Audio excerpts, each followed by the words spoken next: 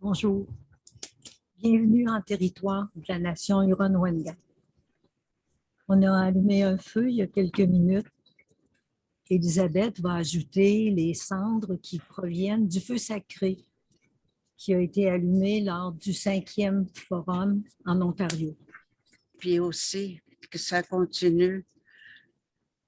Moi, qu'est-ce qu'on fait aujourd'hui? On travaille pour la jeunesse et je voudrais l'offrir cette journée-là, puis les 2 jours qui vont être à réunion, au forum. Jusqu'à maintenant. Permettez-moi en ouverture d'insister sur 4 orientations clés. Tout d'abord, l'ambition.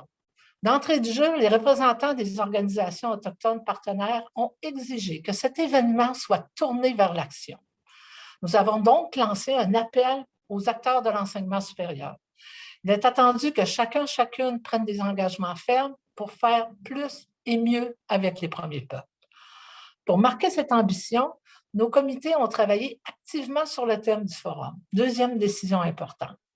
Sous l'animation bienveillante d'Alexandre Bacon, nous avons retenu comme titre « S'engager dans les pas des étudiants et des étudiantes des premiers peuples ».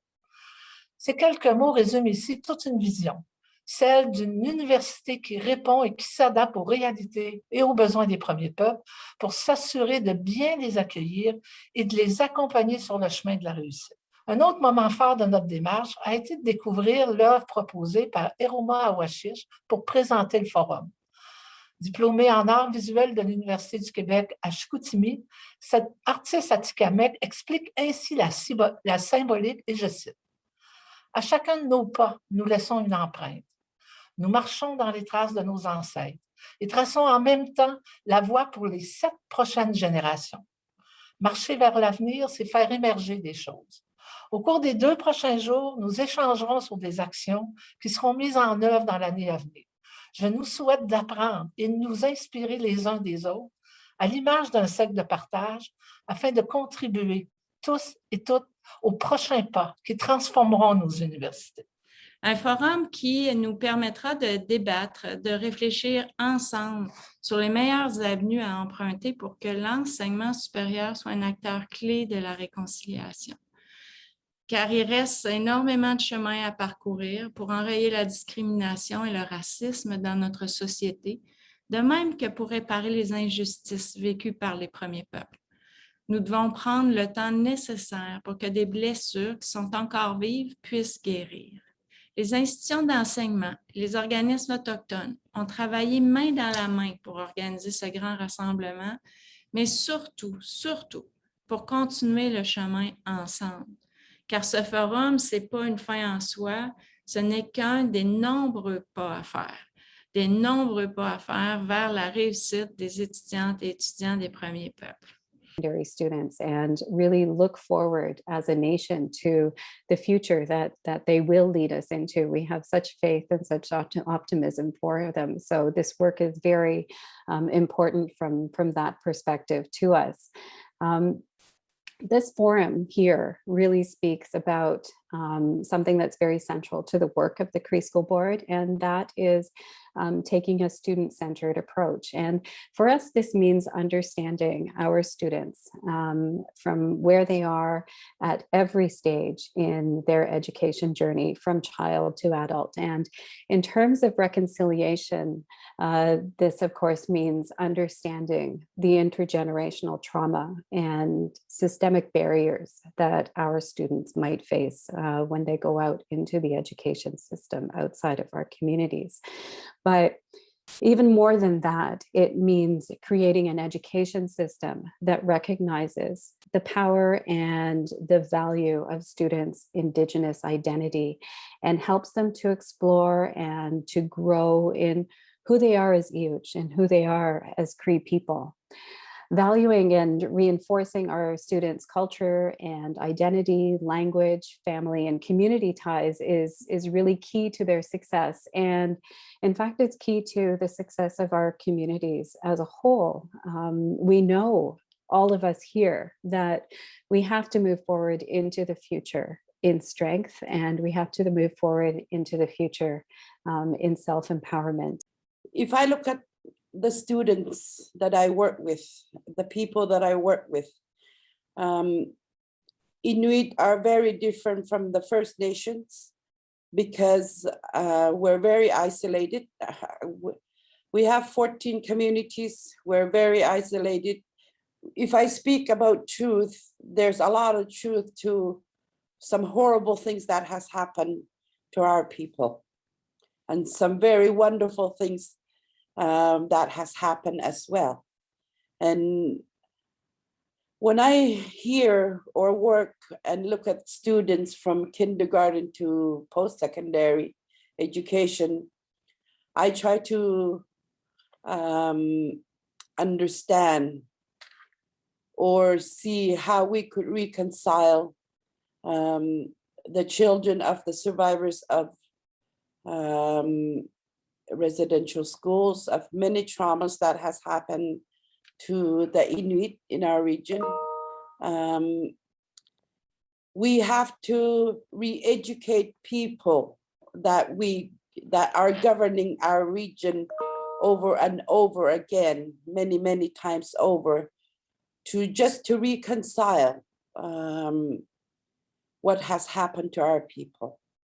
Reconciliation starts with yourself, with your spirit, your emotion, your psychologically, and try to teach that to children has become a major effort on our part to make sure that the next generations are not wounded like we were, to make sure that they can step forward and be happy in their life and do what they want.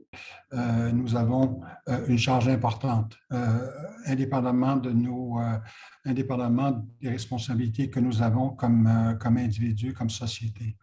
Je pense que personne ne pourra nier le fait que la somme des rapports, des enquêtes qui sont maintenant derrière nous ont toujours insisté sur ce que j'appellerais peut-être un passage inévitable et même impératif vers la responsabilité que nous avons. Et c'est d'autant plus vrai pour les institutions d'enseignement. Et je veux très certainement insister sur le fait que c'est une mission qui est loin d'être impossible. C'est une mission que je vois, oui, de temps à autre comme étant un défi, mais où j'insiste beaucoup qu'on doit transformer notre perception et sans doute transformer aussi la mission comme étant une opportunité. Et c'est ça qui nous est donné, c'est ça la beauté que je constate aujourd'hui avec ce que je vois autour de moi. Il y a des années derrière nous, notre apprentissage était différent, l'apprentissage que nos grands-parents nous donnaient. Aujourd'hui, notre apprentissage est différent. Tu sais, on sait lire, on sait écrire, on sait même calculer. Donc, il arrive que parfois, tu sais, notre sentier soit plus difficile, mais tu sais, si on garde notre courage et la persévérance qu'on a hérité de nos ancêtres, ben mon Dieu, on va se rendre au bout. Et ça va être le réussi. En tout cas, c'est ça que je voulais dire aux jeunes. Et là, je vais dire 2 courts poèmes. Namnyutin eka kabetakwat.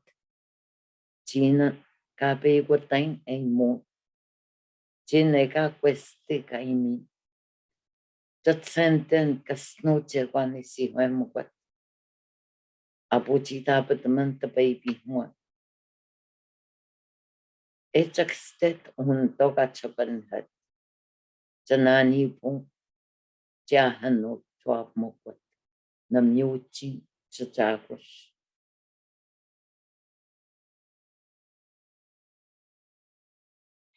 The challenges, well, the challenges are enormous. But first of all, I think that our institutions, colleges, schools, CEGEPs and ministries of education need to see reconciliation as a legal and moral, indeed ethical imperative that that addresses the Constitution of Canada, the affirmation of Aboriginal treaty rights.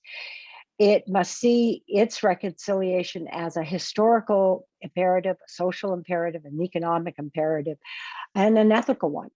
Il faudrait qu'il y ait un changement par rapport à la reconnaissance des savoirs, peut-être plus dirigé au niveau des programmes universitaires. Mais juste avant de tomber directement sur cet aspect-là, j'aimerais quand même rappeler que l'année prochaine, en 2022, ce sera, je pense, le 50e, souligner le 50e du dépôt par la Fraternité des Indiens du Canada de la maîtrise indienne en éducation. Je rappelle de cette maîtrise-là indienne de l'éducation qui a fait en sorte que les communautés sont prises en charge. Puis quand on la relit, je le relisais encore ce matin, je sais qu'au niveau des communautés, ça a quand même pris un bon élan au niveau de la prise en charge, le développement, puis la qualité aussi de l'enseignement par rapport aux études, par rapport aux Autochtones, aux élèves autochtones.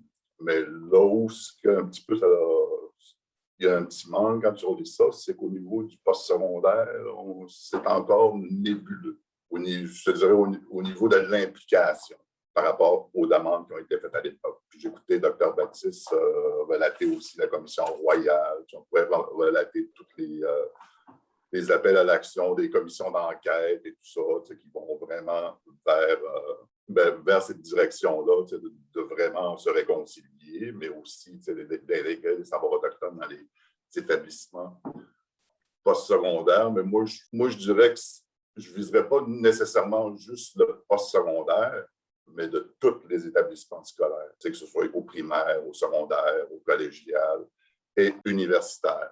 Pour avoir été longtemps assis à des tables interuniversitaires et même participé à beaucoup de tables au niveau des collèges et cégeps depuis plusieurs années, je sens souvent ce malaise-là que pour ceux qui offrent beaucoup de services ou des programmes autochtones, ceux-là qui en ont pas, ils sont comme un petit peu démotivés ou ils ont très peu d'étudiants, donc ils ne peuvent pas vraiment développer ce secteur-là. Alors, tout ça pour dire que oui, ça prendrait quand même une certaine flexibilité par rapport aux universités de cette reconnaissance au niveau des premiers peuples, de la part des premiers peuples, et aussi la reconnaissance des savoirs. Mais il faut vraiment trouver un moyen, à l'interne, un petit peu de changer quelques règlements, quelques politiques, afin de permettre de manière plus fluide l'intégration au soit du développement de programmes ou des connaissances universitaires ou multiplier les services. Pour les étudiants autochtones, l'importance de se sentir chez soi. Puis, qu'est-ce qui crée ça, cette capacité de se sentir chez soi dans des institutions fondées souvent sur des valeurs coloniales, sur des systèmes qui sont inspirés de structures coloniales? C'est là qu'on va trouver la réconciliation un peu à l'échelle humaine.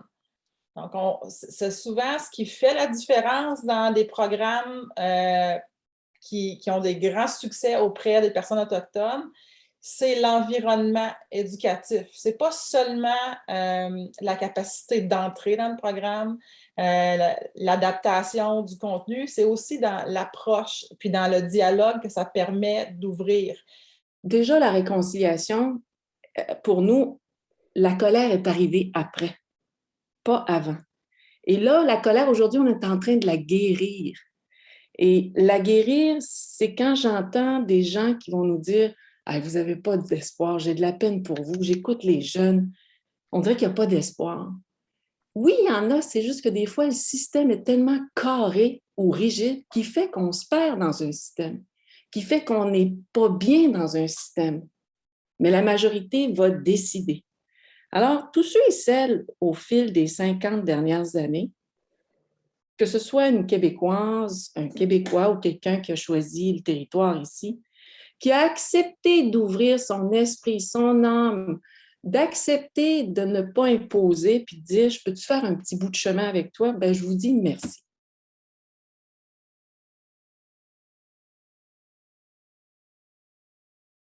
setting, because you feel like nobody quite understands what you're going through. Nobody quite understands why you think the way you think. But then when you have the chance to participate in a forum like this, and you look at all the interviews and you see other students that are explaining, their experiences and what they've been through, it's just nice as a student to know that you're not going through this alone.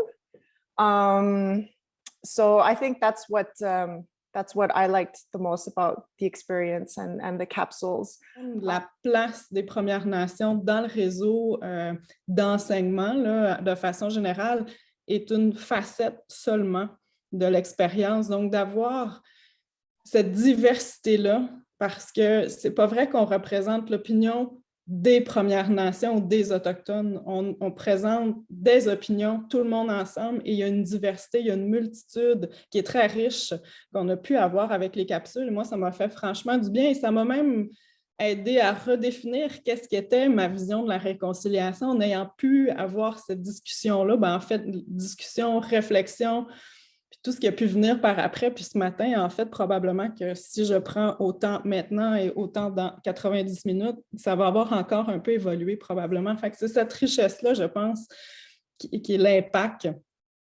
And that, having a discussion does not mean that, colleagues or other participants in the discussions have all of a sudden this knowledge that this is my opinion.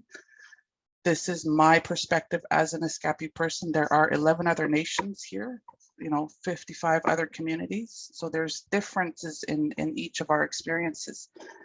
And what I find most rewarding is not having had this sort of forum or space as a student. I've been a student in the post-secondary arena since 1999. So it's been a while, but over time, as I have returned to school, I see more and more.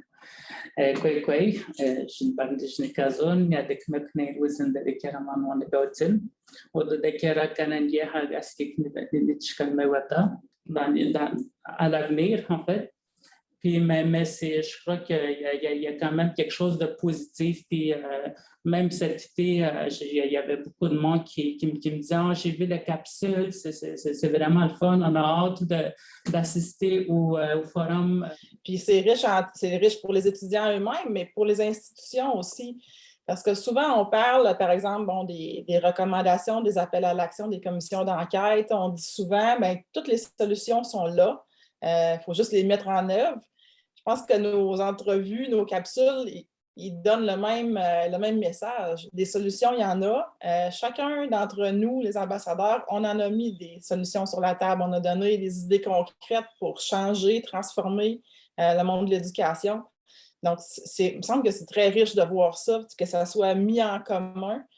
Je trouve ça, je suis vraiment contente du résultat, en fait. Il n'y avait pas suffisamment des réflexions à la base pour mettre en place des mécanismes. Donc, des fois, j'ai l'impression qu'on va chercher la voie facile ou une réconciliation cosmétique un peu. Puis ça, faut faire attention parce qu'on est souvent sollicité, je parle pour moi, là, mais je pense que les autres vont pouvoir se relier à cette idée-là aussi. On est souvent sollicité dans des projets où on a l'impression qu'on vient remplir un siège, le siège autochtone. Et puis ça, c'est très désagréable parce qu'on sent que c'est de la surface. C'est superficiel, puis ça part souvent d'une très bonne volonté, mais on peut questionner sans doute l'effet réel que ça va avoir en bout de ligne. Donc ça c'est vraiment un des effets là, de la sursollicitation, puis de chercher la voie facile pour la réconciliation aussi. Il faut arrêter de chercher le point de vue autochtone, la personne qui va parler pour les autres. Il faut vraiment que le message il arrive à se transmettre puis à se diffuser partout. Puis, ça ne peut pas être fait sans des questionnements, des remises en question en profondeur sur pourquoi on veut mettre en place ces initiatives-là, pourquoi on veut faire un comité de travail sur la réconciliation. Il faut vraiment que ça soit exploré puis que tout le monde soit au courant là, de l'objectif qui est. Tout ça, ben, je trouve que c'est positif, puis de partager tout ça au grand public, à d'autres étudiants, aux institutions scolaires, ben, je pense que ça peut juste être une richesse pour encore améliorer cet avancement-là. Donc, je trouve que l'impact était merveilleux. Je pense que c'est important qu'on peut le prendre, de dire, ben oui, moi, comme individu, dans mon poste, là, il faut faire une initiative, qu'est-ce qu'il y en est, mais collectivement, là, comment on le porte ça, tout le monde ensemble? On parle de réconciliation, moi je parle de vivre ensemble. Là, on n'a plus le choix, il faut cohabiter, puis il faut se comprendre, puis il faut se connaître. Là, on ne pourra pas revenir, j'aimerais bien ça, revenir il y a 400 ans, ce n'est pas possible. Donc maintenant, il faut faire face à ça. Comment est-ce qu'on va vivre ensemble? Et je pense que qu'est-ce qui est déjà une première réflexion fondamentale, c'est au-delà de mon poste à l'université, au-delà de ma fonction de professeur, moi comme individu, qu'est-ce que j'ai comme image, qu'est-ce que j'ai en dedans de moi, parce que les gens sont effectivement très réticents à parler de la colonisation, décolonisation, et la plupart des gens que j'ai eu comme commentaires, en fait, c'est qu'ils m'ont dit « mais moi, ça ne m'appartient pas, c'est pas moi là, qui a fait ça, qui a créé ça, les réserves, puis les pensionnats, tout ça ». Fait que les gens ne veulent pas prendre ça, c'est pas beau. On va se le dire, c'est pas beau ce qu'on porte à l'intérieur, mais individuellement aussi, au-delà de tout ce qu'on vit, là.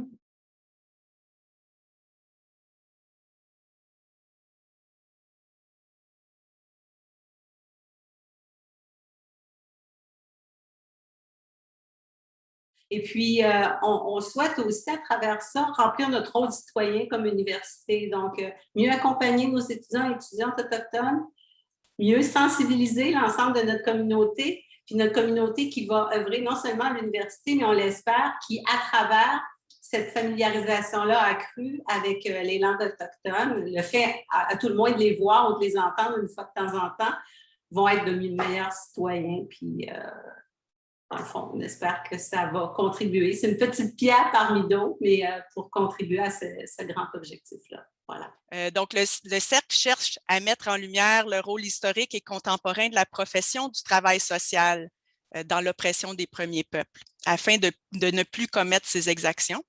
Donc, pour appuyer les actions souhaitées visant la décolonisation, des programmes en service social à l'École de service social de l'Université d'Ottawa, le Cercle Kinistotadimine a développé une planification stratégique incluant 10 objectifs en les 94 appels à l'action de la CVR. Et on a obtenu un budget de la Faculté des sciences sociales aussi de l'université. Lutter contre le racisme également, là, qui est encore très omniprésent là, dans, je dirais, pas mal toutes les régions au Québec. Puis je pense que le milieu universitaire ou l'ensemble des organisations éducatives, scolaires, peuvent être un bel endroit pour justement là, créer des projets pour mieux faire connaître la richesse des cultures autochtones, puis encourager les gens à entrer en contact avec que ce soit avec les étudiants, que ce soit avec les parents de familles autochtones. We had the chance to meet with elders, and I'll always remember when the late Anishinaabe Ojibwe elder there, Art Solomon, and he told us from the get-go, don't let your studies get in the way of your education.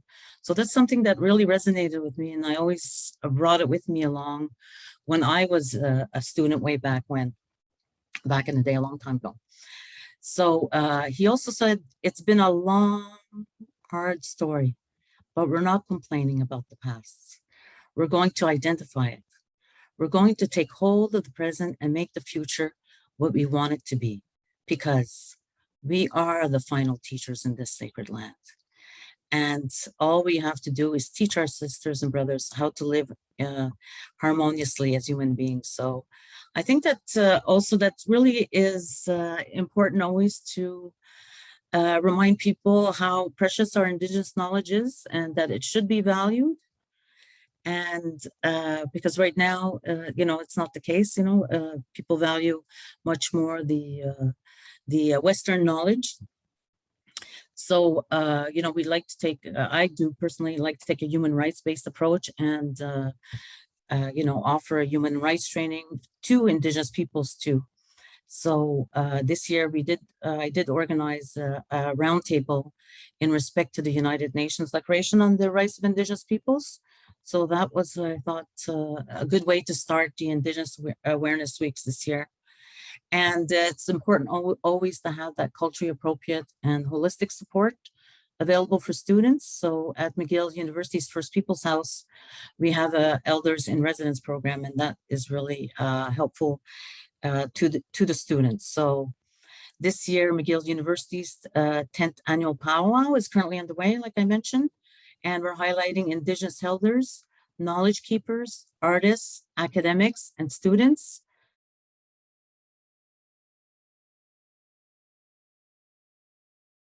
Vous en avez peut-être entendu parler, l'UQAR aura une antenne permanente universitaire à Baie-Comeau, ce qui faisait que la notion de distance géographique, mais dans le fond, on se rapproche. On a désormais une proximité accrue.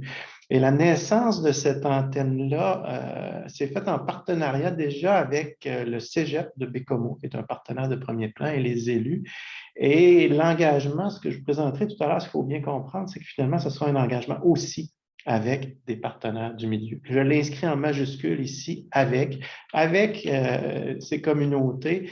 En fait, ce qu'on veut, c'est pas arriver avec des solutions, c'est d'être capable de co-construire des solutions qui seront adaptées, qui prendront en compte les enjeux qu'on entendait tout à l'heure, de flexibilité, de langue et tout ça. Donc ça, c'est important pour nous.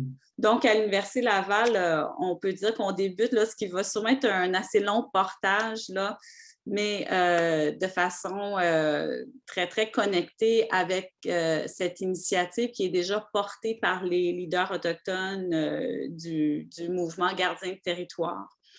Donc, à ce jour, un état de situation a été réalisé sur les différentes approches et champs d'action des gardiens de territoire au Québec, parce que même si le mouvement Gardiens de territoire est bien implanté, notamment dans l'Ouest canadien, au Québec, on n'avait pas une très bonne idée là, de quelles sont les actions et les responsabilités des gardiens de territoire, quels sont les programmes qui sont déjà en place dans les communautés. Donc, cet exercice-là a été fait il y a quelques mois, cet exercice de consultation.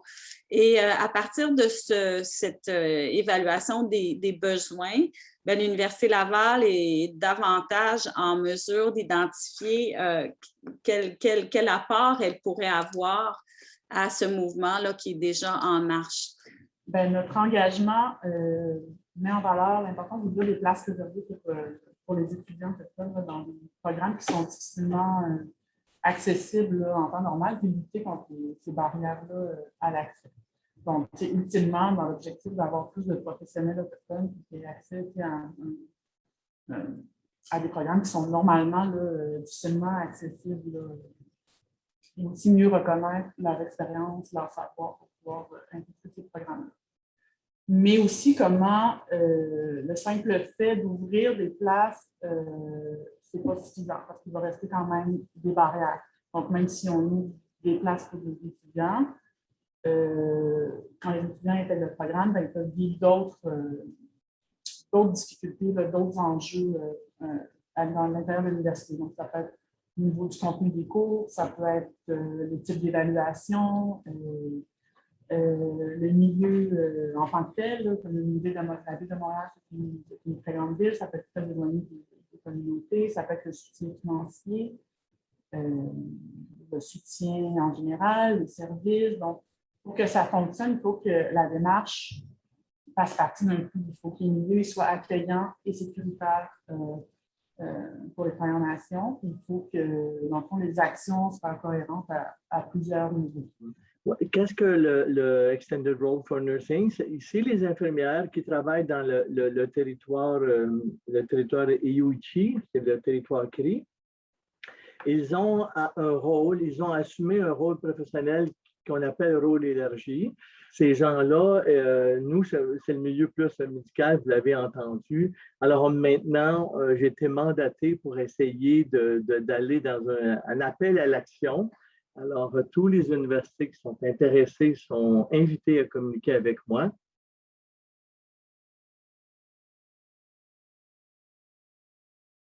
Donc, nous sommes des professeurs autochtones et allochtones qui sommes engagés à l'intégration de la compétence 15. La compétence 15, c'est une compétence professionnelle qui vise à inclure les savoirs, les méthodes d'enseignement autochtone, les cultures, l'histoire, les visions du monde à la formation, à l'enseignement. Je tiens toutefois à souligner que cette compétence professionnelle a été soumise à l'unanimité par les 11 nations autochtones du Québec au ministre Roberge de l'Éducation. Et malheureusement, lors de la parution du dernier référentiel de compétences au Québec l'an dernier, cette compétence n'a pas été retenue. Toutefois, cette décision est vraiment malheureuse puisqu'elle contraste par rapport aux autres référentiels des autres compétences à l'enseignement des autres provinces canadiennes.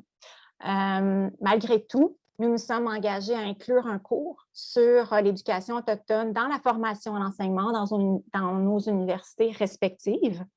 Donc, je dirais ça pour le moment. What we're doing is we're working on a project that moves in the direction of the indigenization and decolonization of the humanities curriculum. In a way, I think it's good to imagine this particular project as responding to the 60-second call to action from the report of the reconciliation.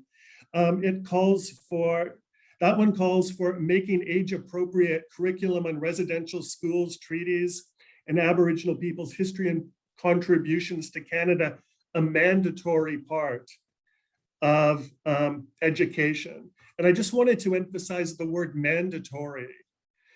And I want to note too that in an earlier session leading up to this wonderful event, Rabina Thomas from the University of Victoria also spoke of the importance of mandatory courses. And the basic idea is students who come to, say, UVic, or students who come to Champlain-Lennoxville, they'll get a basic level of knowledge regarding the issues enumerated in the call to action I just read. Donc, on a une semaine pédagogique qui aura lieu en octobre et on organise une semaine avec la collaboration de Kativik et Sarni-Véronique. Donc, une semaine pédagogique au cours de laquelle tous les enseignants inuits des deux communautés, dans chacune des communautés parallèlement, vont travailler ensemble à revoir un curriculum qui avait été élaboré dans les années 90, où on a élaboré un curriculum pour les compétences écrire, écouter, parler et lire, qui était à l'époque quand même important. Alors, dans mon cas, c'est un peu différent, c'est-à-dire que j'ai apporté ma salle de classe dans la communauté Anishinaabe du Lac-Simon et j'ai la chance d'enseigner le travail social auprès des groupes, mais en les combinant avec les approches holistiques autochtones, donc en co-enseignant mon cours avec ce que je pourrais, que je les clarifierais d'aînés dans la communauté. Eux, mes partenaires dans ce cours-là ne se qualifieront pas d'aînés, mais moi, je les qualifie d'aînés dans ce processus-là, dans ce cheminement-là. Donc, à tous les 2 semaines, donc, on part avec mon groupe d'étudiants et on va dans la communauté, donc ma salle de classe, soit l'extérieur. Et on reçoit des enseignements autochtones au travers duquel je vais greffer en fait les méthodes de travail social de groupe qu'on a, donc ce qu'on appelle beaucoup les approches basées sur l'aide mutuelle ou les Friendship Support Group, parce qu'il y a énormément de parallèles à faire. Donc, on voit ici que j'essaie d'apporter il y a un respect entre les connaissances de la communauté Anishinaabe et les connaissances du travail social qui sont vues non pas d'égal à égal, mais de façon complémentaire parce que chacune a son registre de compréhension pour avancer. Et les étudiants cheminent au travers de ces apprentissages-là.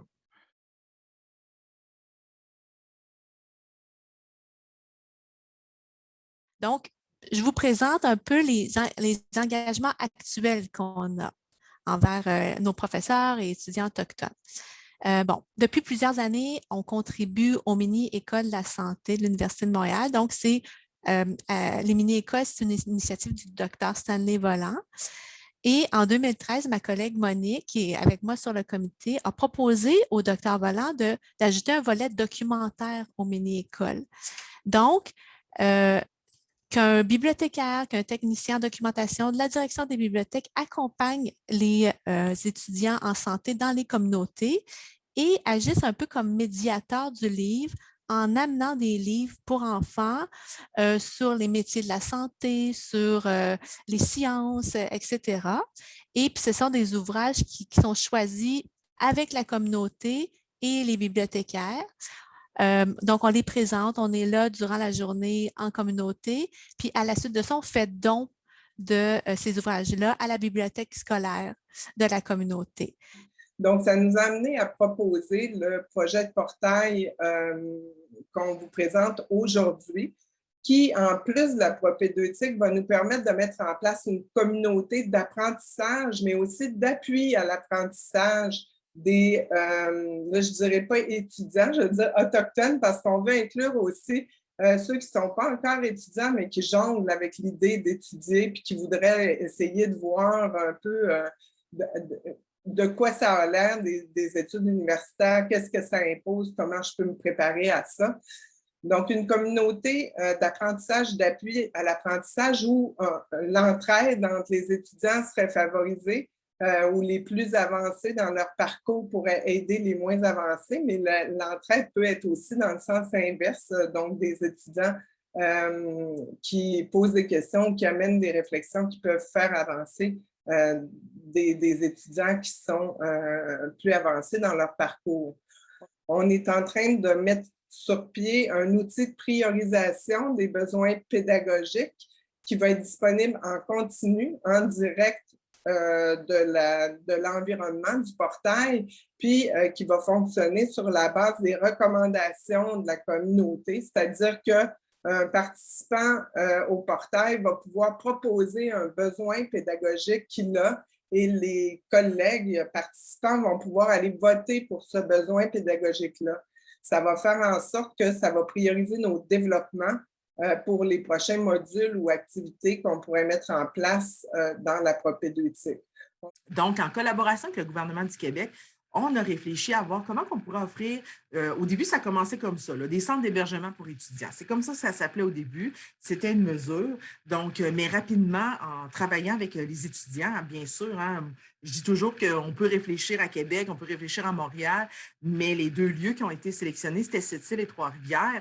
On se disait, bien, c'est aux étudiants de nous dire, peut-être qu'ils ne seront plus là pour habiter les habitations, mais c'est à eux de nous faire connaître et comprendre cette réalité-là.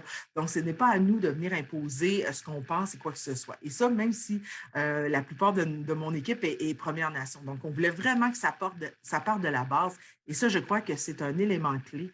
L'objectif du projet, c'est d'avoir une communauté interuniversitaire, donc qui regroupe tous les étudiants autochtones des différentes universités sous une même plateforme. Donc, pour débuter, nous, on a choisi Facebook. C'est quand même assez accessible pour tout le monde.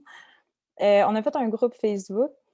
On a aussi fait un plan d'action. On a séparé ça en 4 axes qu'on trouvait quand même assez prioritaires pour les étudiants. Ben, dans le fond, le but, c'est d'inclure que ce soit une communauté pour les étudiants, par les étudiants. On a eu l'aide de l'Université Québec. On a aussi l'UDM. Il y a plusieurs coordonnateurs qui sont là pour nous aider aussi.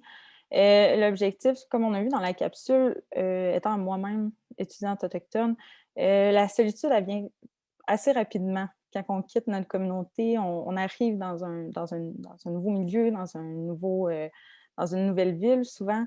Fait que la solitude, elle frappe quand même assez fort. Puis ce qu'on essaie de faire avec cette communauté-là, c'est justement que tous les étudiants autochtones ne se sentent pas seuls dans leur université.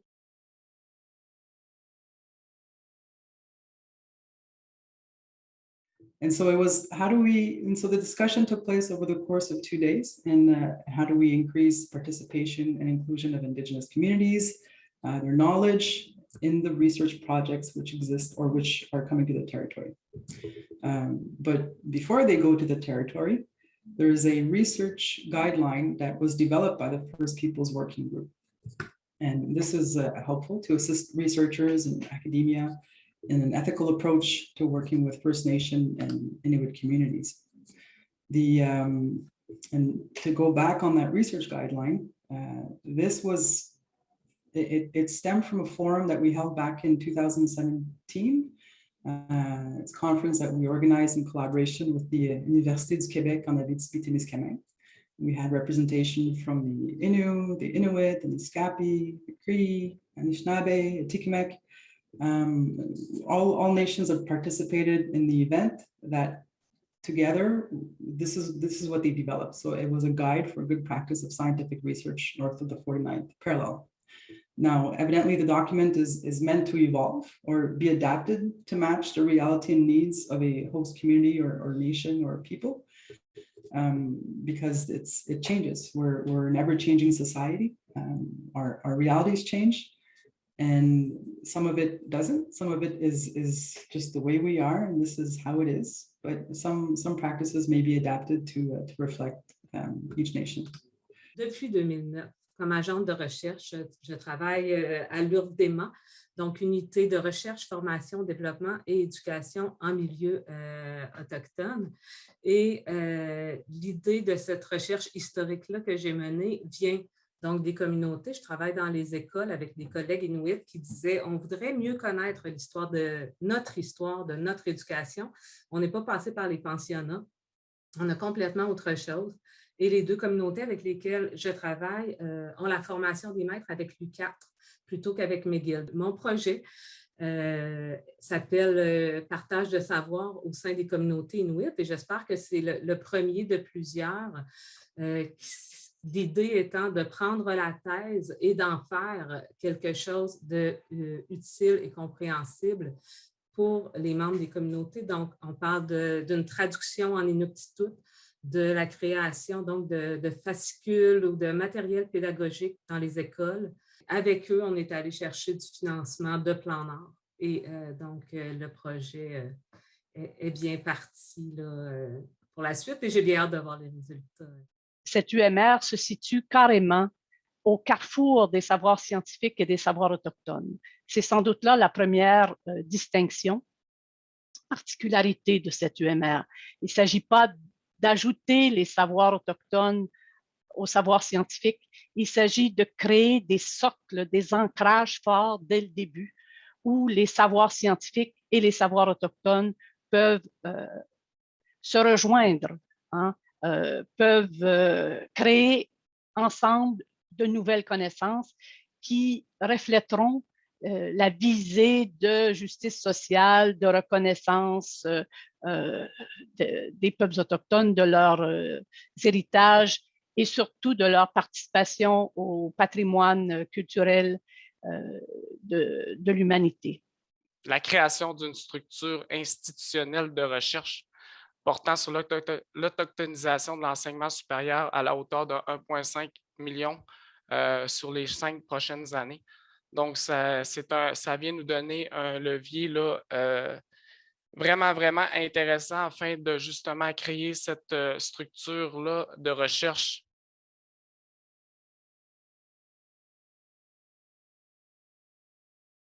It wasn't just going to be happening without the Indigenous voices present. They need to be part of the discussion. They need to be also not just consulted, but also a integral part of this.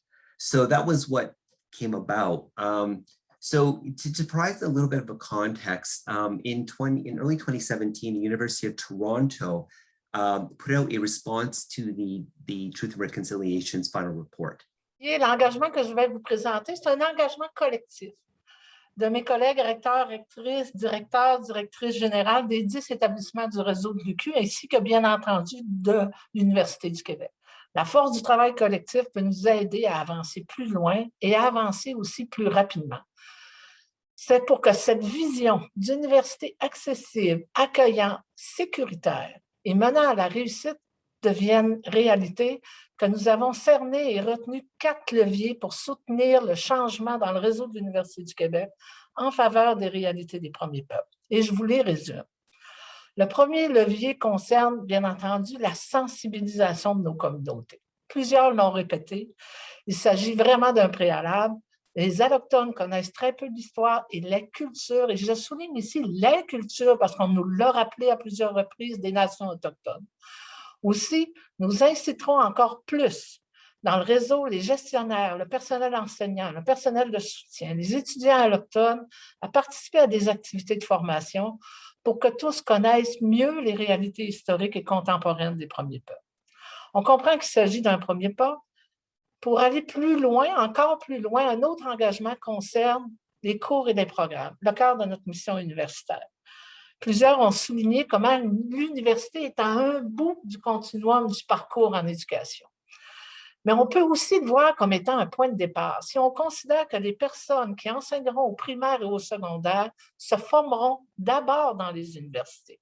Il est donc important, on l'a rappelé à plusieurs reprises au cours des 2 derniers jours, d'intégrer des contenus et des objectifs d'apprentissage relatifs aux enjeux et aux réalités des premiers peuples dans des cours et dans des programmes d'études.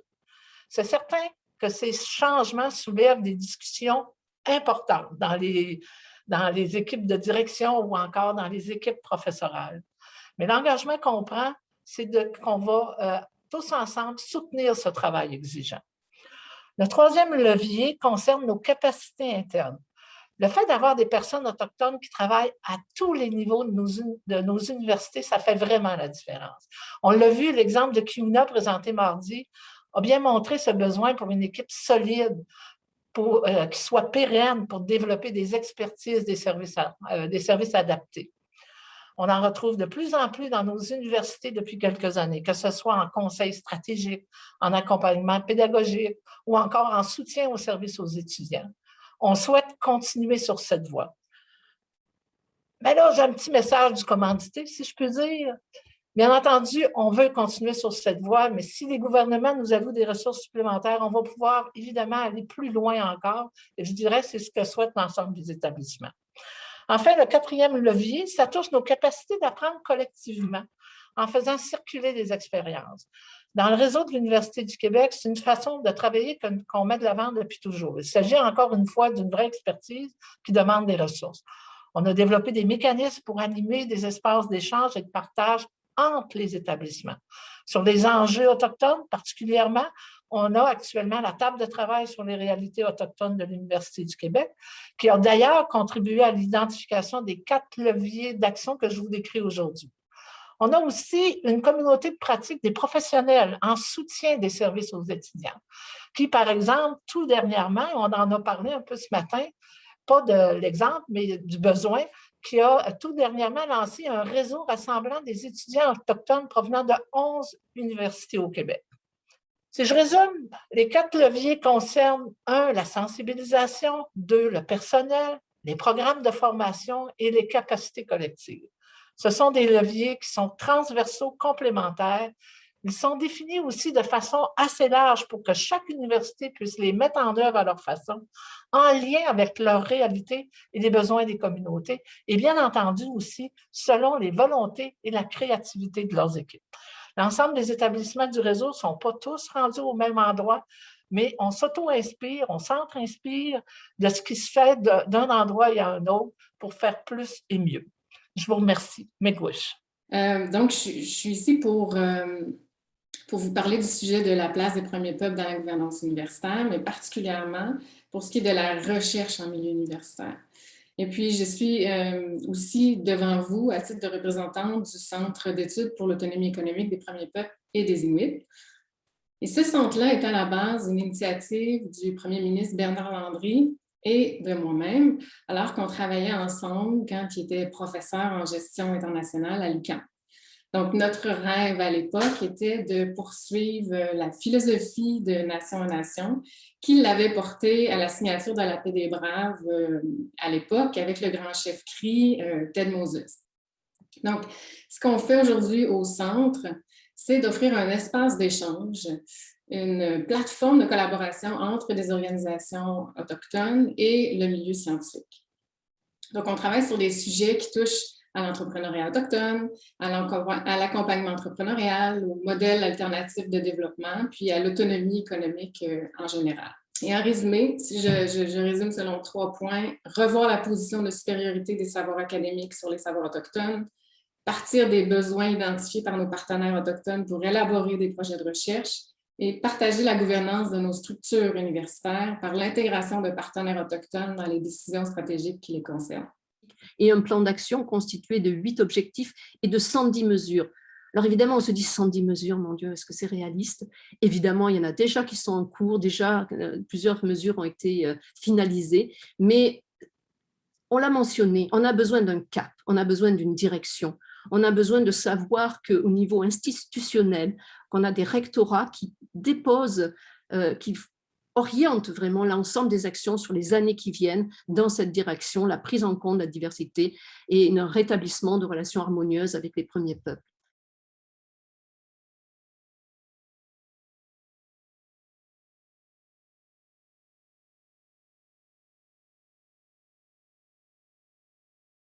Que moi, j'ai suivi, dans le fond, depuis hier.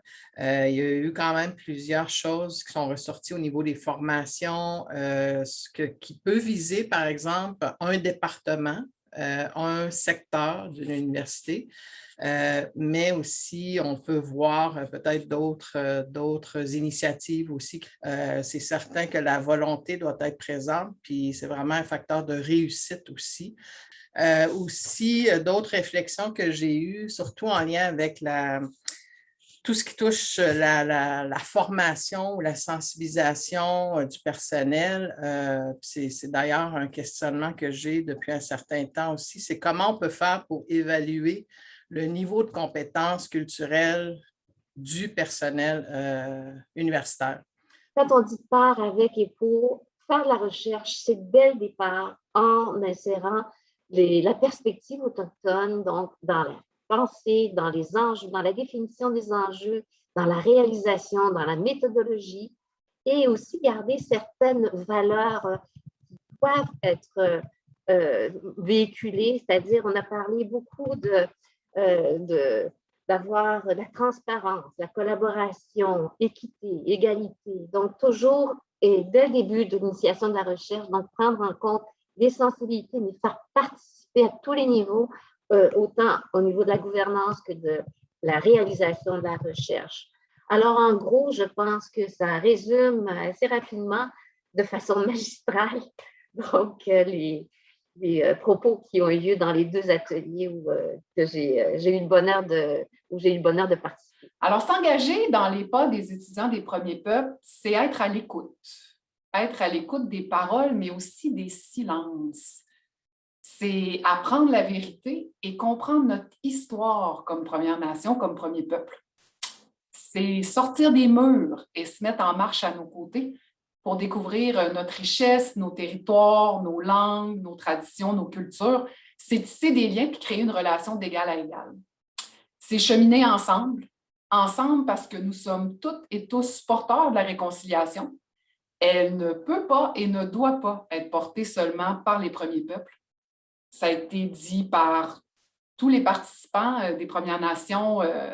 C'est important de mobiliser les forces vives parce que c'est une responsabilité collective de penser et agir autrement. C'est important de reconnaître, pas juste sur papier, mais de reconnaître et de sortir de nos zones de confort pour diminuer les barrières systémiques qu'on va maintes fois exprimées et surtout par nos ambassadeurs et ambassadrices. On est choyé de vous avoir. On est choyé de savoir que vous continuez un portage qu'il y a 50 ans, nos grands-mères, puis nos mères et nos parents avaient déjà commencé à faire. De mon vivant, si on peut avoir des projets de loi au Sénat qui va s'assurer qu'on a des écoles, des cégeps, mais des universités premier peuple, bien, cognez à ma porte et essayons de brasser des choses au Sénat pour pousser des projets de loi. Ça peut prendre du temps, je vais peut-être réussir, je vais peut-être échouer, mais plus on est ensemble, peut-être qu'on va arriver à quelque chose qui est propre à nous, qui est circulaire, qui est inclusif, puis qui est tripant, mais qui va dire les vraies choses aussi, les vraies choses qu'on ne nous a pas appris à l'école.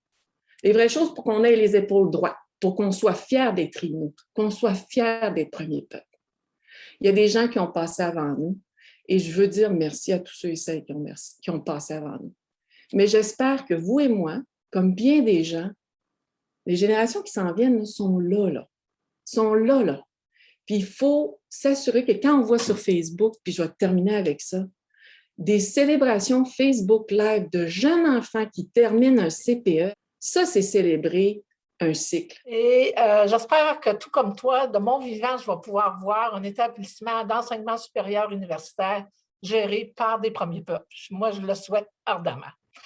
Je dois dire aussi que ça a été vraiment agréable, Michel, de co-présider avec toi ce 6e forum sur la réconciliation.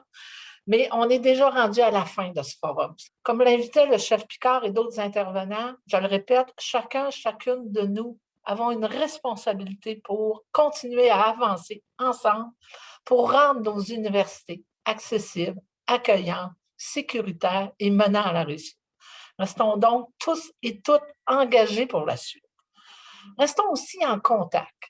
À notre tour, nous souhaitons transmettre aux prochains organisateurs un symbole tiré du thème retenu cette année, soit une paire de mocassins, qui a été entièrement fabriquée et perlée par Mme Marie-Claude Moreau, artisane de la communauté de Pessamit, qui les a conçus en s'inspirant évidemment de l'œuvre de Roma Awashish. En terminant cette pratique de l'échange, je dirais que c'est un élément qui est important dans les cultures autochtones. Je crois qu'elle devrait nous inspirer, devrait inspirer la façon de mener notre mission universitaire et nous inciter à revoir la culture de l'excellence misant trop sur la concurrence plutôt que favoriser la collaboration. Voilà, il me semble, un grand pas que nous devrions faire pour décoloniser nos institutions. Permettez-moi de rêver en terminant et d'avoir de l'ambition. Je dirais que plus nous serons nombreux à porter un tel rêve, plus il risque de devenir une réalité. Un grand merci à tous. Miigwech.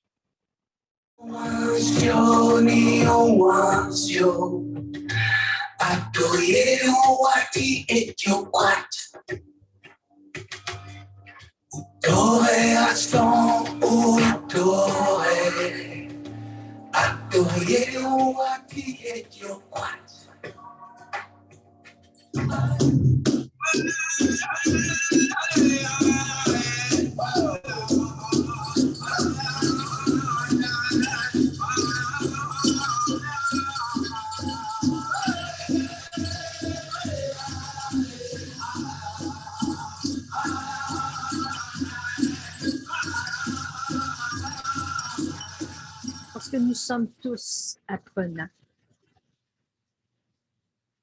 Pour honorer nos ancêtres, ceux qui ont marché avant nous, et par responsabilité pour ceux qui nous suivent. Mardi, Mme Harris nous a accordé le privilège de connaître l'institution Kiuna ou de la mieux connaître.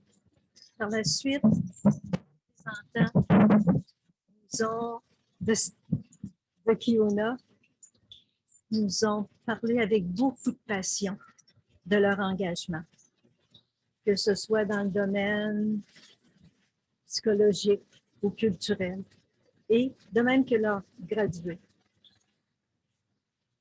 Leurs paroles m'ont rappelé la conclusion du vidéo qui est présenté au musée Abénaki à Odanak, qui se termine par « Estime-toi, respecte les autres, honore la création ».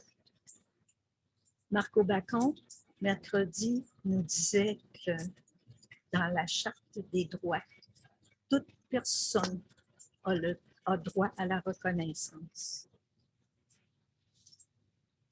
Les ambassadrices et ambassadeurs nous ont livré en toute franchise leur cheminement, leur engagement, leur estime de soi, leur confiance.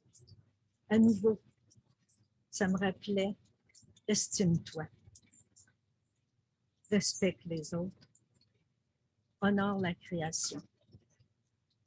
Chacune et chacun, nous sommes en droit d'être estimés.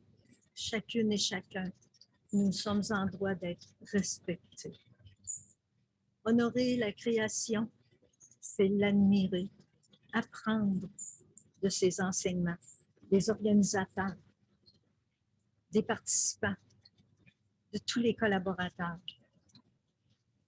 Remercions le Créateur pour les partages, pour les enseignements. Nous poursuivons notre chemin avec toute la force qu'on a ressentie, qu'on a vécue durant ces journées. Nous sommes co-responsables. Rappelons-nous que même silencieusement, simplement, nous avançons, nous poursuivons. Nous avons franchi un bout de chemin, nous allons de l'avant. Bon déroulement. Tiawang. Jika wino katipintan waskunuki asino wijia sueni meu kapit ni bisku bistakut kapit ni bisku bistakut Pisistuna